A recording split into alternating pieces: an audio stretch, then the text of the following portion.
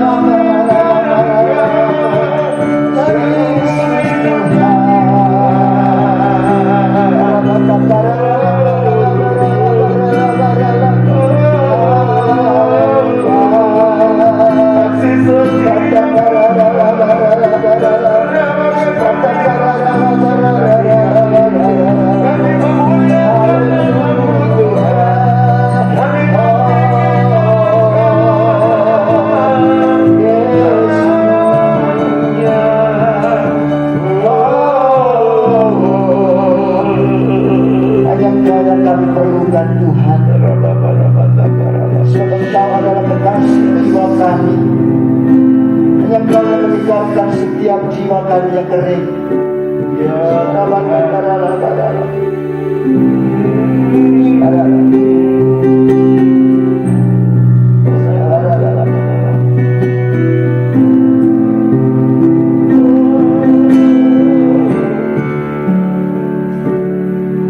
ku perlu Engkau Yesus, hau jiwaku menantikanmu. Oh, ku percaya Kau penuh pengharapanku di dalam-Mu. Ku perlu Engkau Tuhan, ku perlu Engkau Yesus, hau jiwaku menantikanmu. Oh, ku percaya Kau penuh pengharapanku di dalam-Mu. Yesus ada Kau yang ku andalkan, melebihi siapapun juga. Yesus ada Kau yang ku percaya, di setiap waktu tiada yang ku andalkan selain Kau. Yesus ada Kau yang ku andalkan, melebihi siapapun juga. Yesus ada Kau yang ku percaya, di setiap waktu tiada yang ku andalkan selain Kau. Yesus ada Kau yang ku andalkan, melebihi siapapun juga. Oh, Yesus ada Kau yang percaya, di setiap waktu tiada yang ku andalkan selain Kau. Tiada yang ku andalkan selain Kau. Tiada yang ku andalkan selain Kau. Yesus ada Kau yang ku andalkan.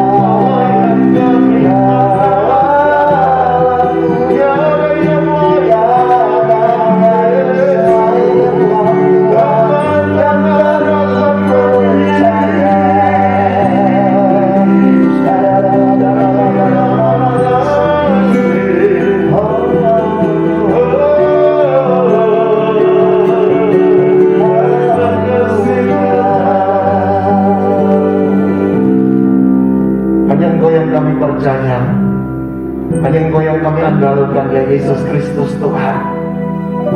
Dan kami mau menjadikan Engkau segala-galanya dalam hidup ini, sebab Engkau Tuhan yang sempurna, yang menjadi figur, yang menjadi contoh, yang menjadi teladan untuk gereja-Mu, untuk umat-Mu. Mengandalkan Engkau saja. Malam ini kami ada di bulan Agustus, khusus di season Root Blessing ini. Kami akan berdialog, kami akan berbincang-bincang arti daripada sebuah kedewasaan bagi gereja-Mu, bagi umat Tuhan, bagi kami pribadi lepas pribadi. Biar dalam pemberitaan firman, dalam sharing malam ini, umatmu diberkati, menyadari posisinya, sehingga dia menjadi orang yang pantas untuk menerima setiap janji Tuhan. Terima kasih untuk malam ini Tuhan. Mari sampaikan isi hatimu, biar semua yang sementara mengikuti siaran ini, dalam rutin blessing online, di rumah-rumah, mungkin dalam perjalanan, di mobil, apapun itu, aku percaya Tuhan tidak pernah dibatasi oleh keadaan ruangan dan waktu. Engkau ada di tempat ini, engkau ada di rumah-rumah, engkau ada di tempat di mana umatmu merindukan engkau. Engkau datang dan engkau memberikan pengertian-pengertian yang lebih dalam daripada firman malam ini. Hanya di dalam nama Tuhan Yesus kami berdoa dan kami mengucap syukur kepada Bapa di surga. Haleluya. Amin.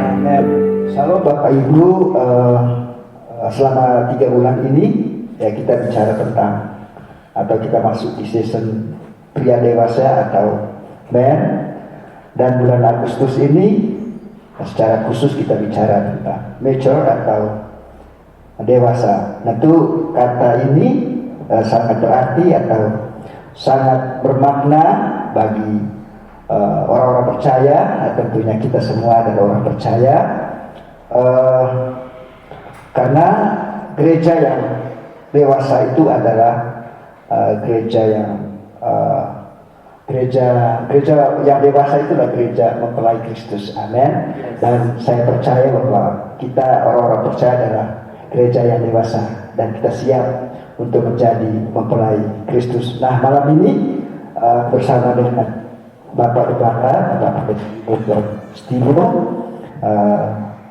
berbincang-bincang atau bertanya tentang seputar tentang tema bulan ini, yaitu mature. Nah, ada beberapa pertanyaan yang ditanyakan kepada Bapak Gembala malam hari ini. Namun sebelumnya mungkin saya menyapa dulu Bapak Gembala. Selamat malam Bapak Gembala.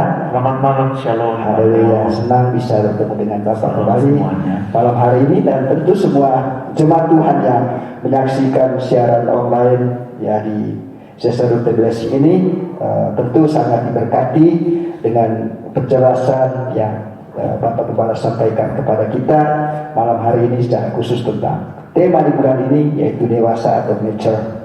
Nah pertanyaan saya yang pertama yaitu apa sih yang dimaksudkan atau pengertian daripada mature atau dewasa? Kemudian apa kata kita tentang dewasa? Tolong Bapak jelaskan.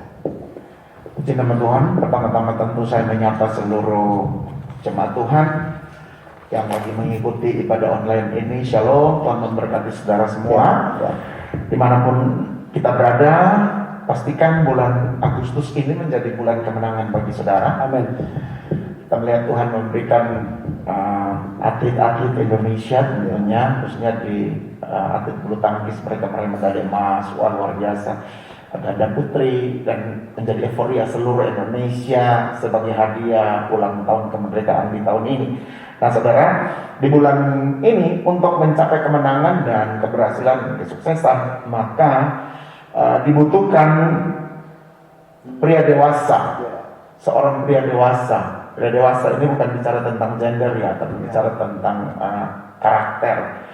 Nah, untuk supaya dia dikategorikan pria yang sudah dewasa, maka dia mesti menunjukkan mature-nya atau kedewasaannya. Nah, berbicara tentang pria dewasa, maka kita akan menemukan beberapa prinsip-prinsip yang tentu nanti di dalam obrolan kita malam ini kita akan menjadi sesuatu yang memberkati jemaat Tuhan tentunya. Nah tadi Pak Tuhan menanyakan kepada saya apa itu mature atau maturity atau dewasa yang sesungguhnya. Saya setuju dengan apa yang Pak Theo katakan tadi, betul sekali bahwa kedewasaan atau dewasa itu sebenarnya tidak terkait dengan berapa umur orang tersebut atau jumlah angka umurnya atau gelar yang dia capai ataupun mungkin makanan yang dia konsumsi setiap hari. Tetapi lebih pada tingkat kematangan secara mental ataupun spiritual. Jadi kematangan itulah yang menjadi sebuah barometer, ukuran untuk kita bisa berkata, wih dia dewasa. Umurnya mungkin masih sedikit, tapi kematangannya itu membuat orang memberikan sebuah pengungkapan, sebuah pujian mungkin bahwa orang tersebut matang. Jadi bukan soal umur, bukan soal jenjang pendidikan, bukan soal status ekonomi kaya miskin, bukan juga apa yang kamu konsumsi tiap-tiap hari, tapi lebih kepada tingkat kematangan. Nah, sehingga saya mau bilang begini, setiap orang itu yang hidup hari ini pasti mengalami pertumbuhan. Mulai dari janin dalam kandungan ibu dilahirkan, kemudian 0 hari sampai 1 tahun dan seterusnya, sampai dewasa tua, mungkin seperti itu. Dan itulah proses perjalanan pertumbuhan. Namun pertumbuhan antara Pak Teo sama saya berbeda tentunya. Seseorang dengan orang yang lain tidak sama. Pertumbuhan yang kita alami itu mesti membawa kita kepada kedewasaan. Ini yang mesti saudara perhatikan. Pertumbuhan yang kita alami dalam hidup ini itu mesti sampai kepada yang kita sebut kedewasaan. Nah, tadi tanyakan ke saya, apa sih pengertian dari mature atau maturity atau dewasa itu? Merriam-Webster bilang bahwa maturity atau dewasa itu berdasarkan pertimbangan yang lambat dan penuh kehati-hatian. Jadi dalam mengambil sebuah langkah, sebuah keputusan itu dia sangat penuh pertimbangan sehingga kelihatan seperti lambat. Tapi dia penuh kehati-hatian sebab orang dewasa itu tidak asal jeplak, tidak asal ngomong, tidak asal bertindak, tapi dia mesti berpikir dulu baru bertindak. Jangan bertindak dulu baru berpikir gitu. Kemudian Merriam-Webster juga dictionary berkata bahwa maturity atau mature atau dewasa itu adalah dia yang telah menyelesaikan pertumbuhan dan perkembangannya yang alamiah. Jadi dia yang sudah menyelesaikan perkembangan dan pertumbuhan secara alamiah. Ini dari kamus Merriam-Webster ya. Sehingga saya secara sederhana mau bilang begini, mature itu atau dewasa itu adalah dia yang bertumbuh dan berkembang menuju kesempurnaan dengan karakter, pola pikir, dan sikap yang matang. Nah, yang menjadi pertanyaan bagi kita, apakah kita mau memiliki kedewasaan? Dan kedewasaan itu bukan di luar sana, tapi saya mau bilang kedewasaan yang ada di dalam Kristus. Jadi secara sederhana dapat ya, artinya bahwa bertumbuh dan berkembang menuju kesempurnaan dengan karakter, kemudian pola pikir dan sikap yang matang. Beberapa minggu yang lalu saya bilang tanda kedewasaan itu adalah kematangan. Kematangan itu bukan bicara tentang jumlah umur, tapi kematangan itu bicara tentang karakter, pola pikir yang makin menuju kepada kesempurnaan dalam pertumbuhan dan perkembangannya. Nah, itu yang dimaksudkan dengan maturity. Kemudian yang kedua tadi ditanyakan, apa sih yang dikatakan oleh Alkitab tentang dewasa atau mature itu? Coba saudara perhatikan 1 Korintus 13 ayat 11. 1 Korintus 13 ayat 11, Paulus bilang kepada orang-orang Korintus, dia memberi contoh dirinya bahwa ketika aku kanak-kanak, aku berkata-kata seperti kanak-kanak. Aku merasa seperti kanak-kanak. Aku berpikir seperti kanak-kanak. Sekarang sesudah aku menjadi dewasa, jadi ada peralihan dari masa anak-anak ke masa dewasa. Sekarang sesudah aku menjadi dewasa, Paulus bilang begini, aku meninggalkan sifat kekanak-kanakan. Artinya ada sebuah perubahan, pertukaran, ada change dalam hidup ini. Dari tadi yang kanak-kanakan, berkata-kata seperti kanak-kanak, bersifat seperti kanak-kanak, merasa seperti kanak-kanak, itu dibuang, ditinggalkan. Kemudian dia mengambil sikap menjadi orang dewasa. Nah, ini yang dimaksudkan dengan mature tadi atau dewasa. Kemudian satu ayat lagi, Efesus pasal 4 ayat 13, saudara. Efesus 4, 13, 14, 15, biar lengkap gitu. Efesus 4, 13 katakan begini, sampai kita semua telah mencapai kesatuan iman dan pengetahuan yang benar tentang anak Allah. Kesatuan iman, pengetahuan yang benar tentang anak Allah, kedewasaan penuh dan tingkat pertumbuhan yang sesuai dengan kepenuhan Kristus. Sehingga kita bukan lagi anak-anak yang diombang-ambingkan oleh rupa-rupa angin pengajaran, oleh permainan palsu manusia dengan kelicikannya, dengan kelicikan mereka yang menyesatkan, tetapi dengan teguh berpegang kepada kebenaran.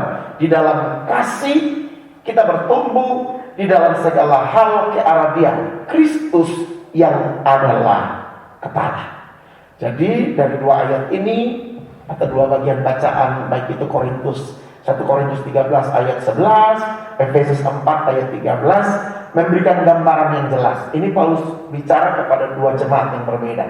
Yang pertama kepada Korintus, jemaat Korintus, kemudian kepada jemaat Efesus. Dua-duanya dia menekankan tentang bagaimana umat Tuhan, orang percaya, itu mesti sampai kepada sebuah titik yang matang, yang disebut dewasa penuh. Dan dia katakan di sini bahwa tidak boleh jadi seperti anak-anak yang diombang-ambingkan oleh rupa-rupa angin pengajaran.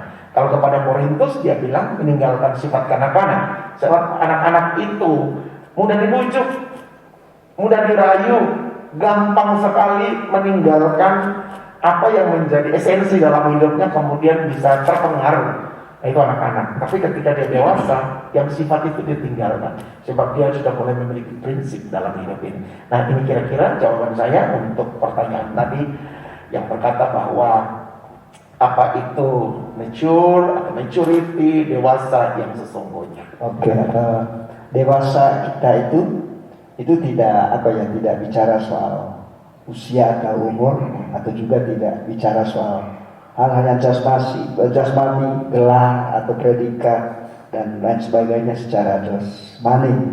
Tapi dewasa itu berbicara tentang kematangan rohani. Ya.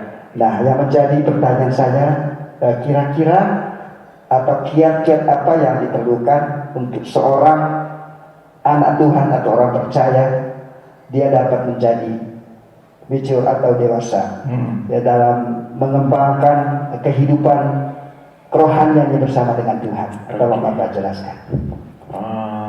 Ini pertanyaan yang cukup menarik.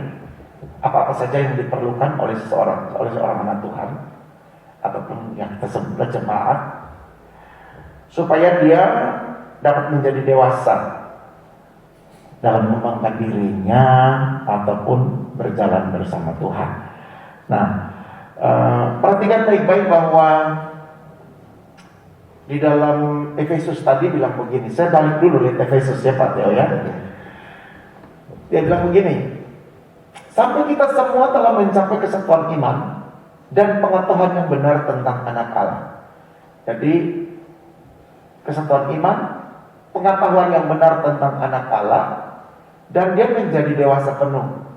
Dan tingkat pertumbuhan yang sesuai dengan kepenuhan Allah. Ini saudara mesti garis bawahi kata sesuai dengan kepenuhan Kristus. Artinya kepenuhan Kristus itu menjadi indikator di mana orang percaya itu mesti bertumbuh sampai mengalami kepenuhan Kristus.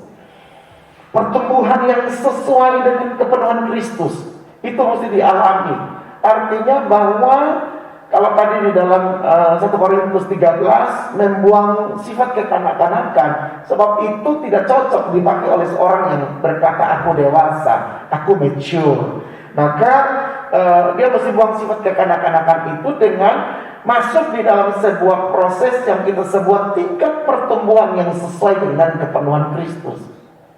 Jadi ketika kita menjadikan Kristus itu tolok ukur, memang apa ya, Tuhan mau kamu tema besar Gereja Bethel Indonesia itu adalah to be like Jesus.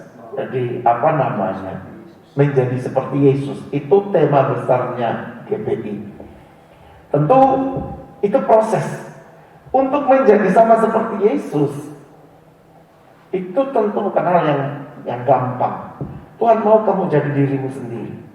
Tapi jadi diri sendiri di mana kita mengadopsi menyerap semua nilai-nilai yang value yang ada di dalam Yesus itu menjadi keseharian kita, lifestyle kita, gaya hidup kita. Sehingga kepenuhan Kristus itu menjadi pola laku di dalam pertemuan setiap hari menuju ke sana. Kalau orang tanya, Pak Yunus sudah sama seperti Tuhan Yesus? Oh belum. Saya jadi diri saya tidak bisa jadi si A, si B, si C. Tapi saya mau mengadopsi semua nilai-nilai yang Tuhan Yesus kerjakan, yang firman Tuhan ajarkan itu menjadi sesuatu yang menjadi pola laku saya tiap-tiap hari. Sehingga orang melihat, oh Pak Theo yang dulu berbeda dengan Pak Theo yang sekarang. Oh anak Tuhan ini dulu dia kayak begini ABCD, waduh nakalnya luar biasa, gini. Tapi sekarang waduh dia melayani, dia sangat luar biasa, dia bisa memenangkan jiwa, dia bisa jadi orang yang melayani Tuhan dengan luar biasa. Nah inilah yang dimaksudkan sebuah perubahan, meninggalkan sifat kekanak-kanakan dan menjadi orang yang dewasa. Nah pertanyaan Pak Theo tadi, hal-hal apa saja yang diperlukan oleh seseorang anak Tuhan atau jemaat Tuhan agar dia menjadi dewasa? Saya punya 3 hal, yaitu yang pertama itu saya mau bilang begini, miliki karakter Kristus. Karena kita mau menuju kepenuhan Kristus kan. Jadi lu mesti miliki karakter Kristus. Jadi begini Pak Theo, sesungguhnya Tuhan itu mau saudara menjadi diri sendiri, di mana dirimu itu menjadi Yesus kecil. Maksudnya bukan kamu jadi Yesus, tidak. Tapi maksudnya hal-hal yang orang ingin tahu tentang Yesus itu ditemukan dalam Pak Theo dan dalam saya. Itulah yang paling penting. Itu artinya kita menjadi orang percaya yang hafal ayat firman Tuhan, seluruh isi Alkitab dia bisa hafal. Tapi dia tidak mengaplikasikan apa yang diajarkan itu. Maka dia kayak seperti ahli Taurat aja, yang hafal Alkitab tapi tidak melaksanakannya. Nah, kita mesti memiliki karakter Kristus.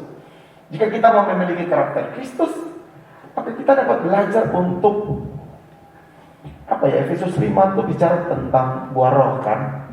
Buah roh itu adalah apa yang Roh Kudus suka, apa yang manusia lakukan, dan itu adalah buah dari karya Roh Kudus. Nah, kita perhatikan di Galatia 5:23 itu kan ada 9 buah roh. Ketika kita bertumbuh menjadi dewasa, sifat kekanak-kanakan itu kan marah, cepat marah, apalagi ngambek, egois, mementingkan diri sendiri, apalagi banyak sih. Kalau kita mau cirikan anak-anak itu mesti dibuang. Kemudian diganti dengan kasih, sukacita, damai sejahtera, apalagi 9 buah roh itu menjadi bagian dalam hidup kita. Jadi saya bilang yang pertama tuh adalah kamu mesti miliki karakter Kristus. Kemudian yang kedua adalah bukan cuma karakter, tapi pola pikir Kristus. Ya kan? Mesti tukar cara berpikir manusia dengan pola pikir Kristus. Karakter yang kita miliki ini ahli-ahli bilang dipengaruhi oleh pola pikir. Karakter yang saudara miliki itu mempengaruhi pola pikir. Jadi saudara harus menjaga pertumbuhan dan perkembangan karakter demi terbentuknya pola pikir yang matang. Gitu. Jadi seorang anak pola berpikirnya itu akan terbentuk, karakternya itu akan membentuk pola pikirnya dia. Nah, oleh karena itu, ketika kita bergaul dengan Kristus, tinggal di dalam Kristus, Kristus tinggal dalam kita, seperti Yohanes 15 bilang, Yesus di dalamku dan aku di dalam Yesus, maka kita akan melihat perubahan yang luar biasa. Nah, seseorang yang memiliki pola pikir Kristus itu lebih kepada begini, lebih melihat bahwa dia tidak akan menjudge atau mencari-cari kesalahan dan kelemahan orang lain, melainkan dia belajar untuk memenuhi dirinya yang masih banyak kekurangan itu agar dapat bertumbuh dan berkembang menjadi orang dewasa. Nah, oleh sebab itu, saudara dan saya, kekasih Tuhan sekalian, harus membaca Filipi pasal 4 ayat 8 dan ayat yang ke-9. Apa yang dikatakan di dalam Filipi pasal 4 ayat 8 9? Jadi akhirnya saudara-saudara, semua yang benar, semua yang mulia, semua yang adil, semua yang suci, semua yang manis, semua yang sedap didengar, semua yang disebut kebajikan dan patut dipuji, pikirkanlah semuanya itu. Ini kan bicara tentang pola pikir kan. Dan apa yang telah kamu pelajari dan apa yang telah kamu terima dan apa yang telah kamu dengar dan apa yang telah kamu lihat padaku, lakukanlah itu. Maka Allah sumber damai sejahtera akan menyertai kamu. Yang ketiga, Pak Theo dan seluruh jemaat yang saya cintai, selain kita memiliki karakter Kristus, memiliki pola pikir Kristus, kita juga mesti memiliki sikapnya Kristus. Sikap kita ini sangat ditentukan oleh karakter dan pola pikir, betul kan?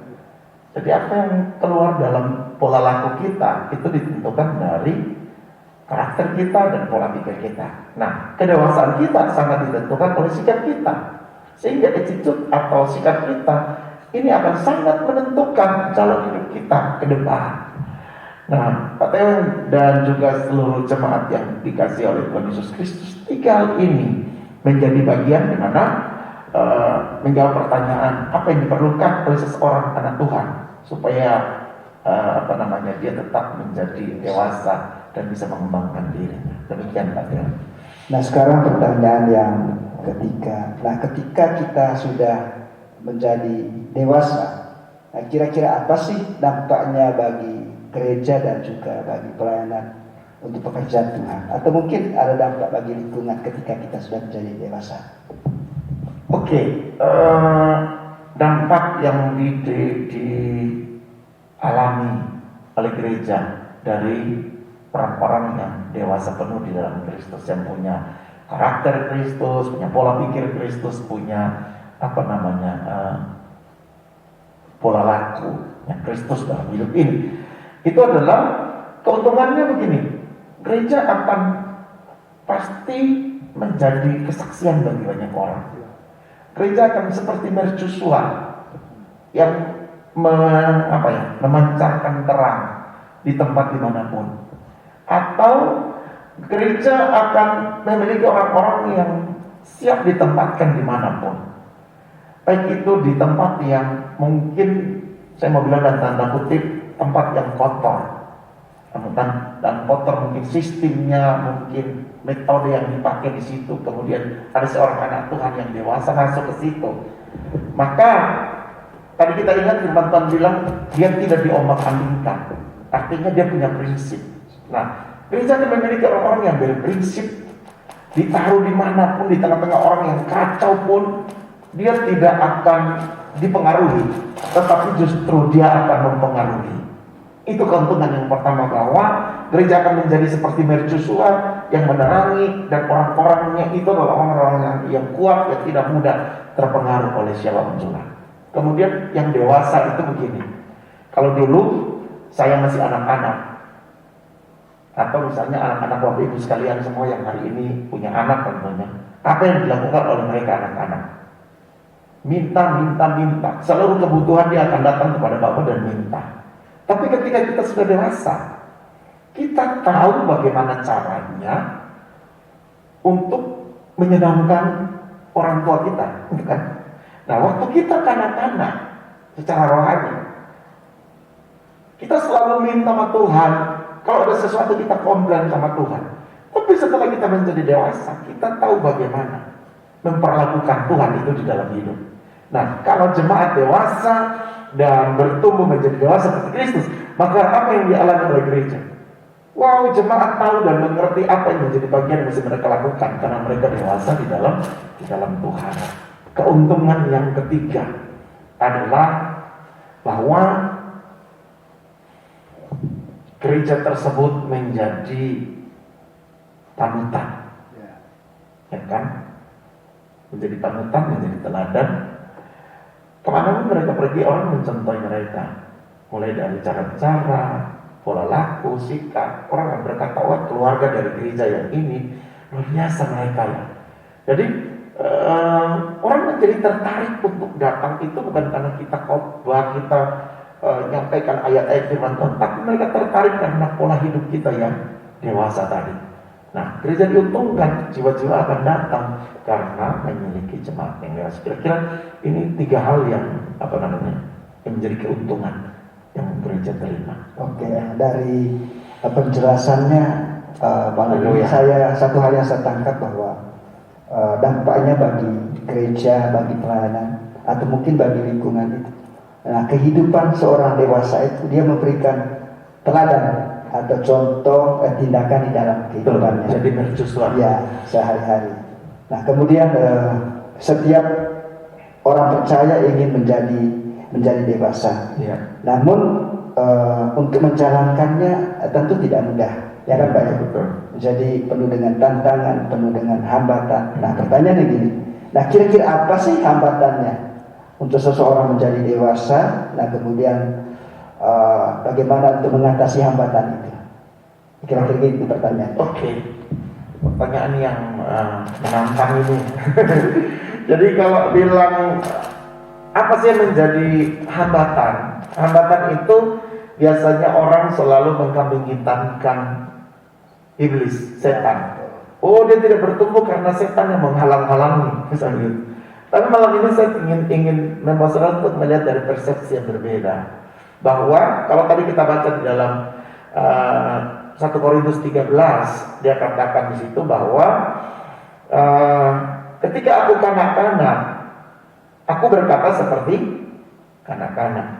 Aku merasa seperti kanak-kanak, aku berpikir seperti kanak-kanak. Tapi sekarang sesudah aku menjadi dewasa, aku meninggalkan sifat kekanak-kanakan. Hambatan yang paling besar adalah tidak mau meninggalkan sifat kekanak-kanak. Masih mau bermain di area yang seperti itu. Bahkan mungkin tubuhnya sudah besar, tinggi, luar biasa, tapi sifatnya masih kekanak-kanakan. Apa sih tanda dari sifat kekanak-kanakan? Tadi saya sudah banyak ngomong. Ngambek, Ya. tidak merasa aman dengan dirinya, selalu insecure dengan orang dan lain sebagainya. Itu anak-anak. Nah, kita mesti meninggalkan sifat kekanak-kanakan. Hambatannya adalah dia masih tetap sifat kanak-kanak itu masih dia masih menganggap dia masih kecil gitu. Sehingga butuh perhatian, kalau tidak diperhatikan maka dia marah, tidak dapat bahagia, dia ngamuk gitu. Itu anak-anak, itu mesti ditinggalkan dulu. Nah, hambatan yang paling besar adalah tidak mau beranjak dari area ini. Misalnya Pak Tia sudah punya anak yang usia berapa misalnya? Nathan umur berapa sekarang? Umur 9. 9. Tapi dia masih ingin pakai pampersnya anak yang kecil misalnya.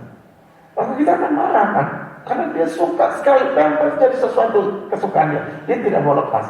Nah, hambatan yang paling besar adalah ketika dia tidak mau melepaskan hal-hal yang masuk dalam dunia anak-anak itu dan dia beranjak kepada orang yang menjadi dewasa.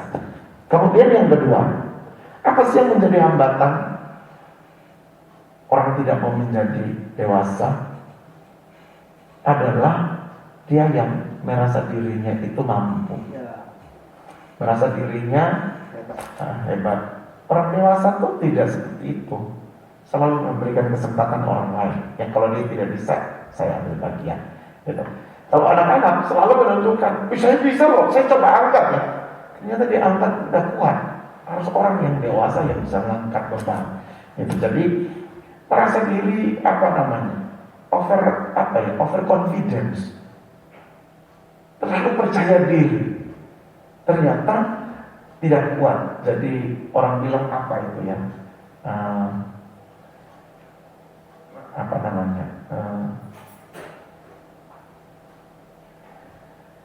kemauan besar tapi tenaga kurang. Itu anak-anak. Nah, kita tidak seperti itu. Jadi ini 2 hal aja ya yang menjadi hambatan, yaitu overprotective, overconfidence, merasa terlalu percaya diri dan semua dia bisa sembelih. Ternyata dia membutuhkan orang lain juga. Kira-kira. Oke. Ya, seorang dewasa itu saya tangkap sedikit ya. Berarti memiliki sebuah kerendahan. Betul. Seorang dewasa itu harus memiliki kerekaan. Amin, amin. Nah, pertanyaan yang terakhir mungkin ini pertanyaan yang sangat simpel, sangat sederhana. Nah, ketika kita sudah mencapai kedewasaan, nah, bagaimana seorang anak Tuhan itu untuk mempertahankannya? Ya, gitu bro, supaya untuk mempertahankannya agar dia menjadi berkat bagi banyak orang. Iya. Kalau saya contoh ya, ini gelas Pak Teo udah terisi penuh, ya kan? Kita mau taruh apapun, mau nambah air dia pasti tumpah keluar, ya kan? Karena dia sudah penuh. Artinya kalau sudah penuh, dia tidak membutuhkan apa-apa, dia akan bertahan dalam kepenuhan itu.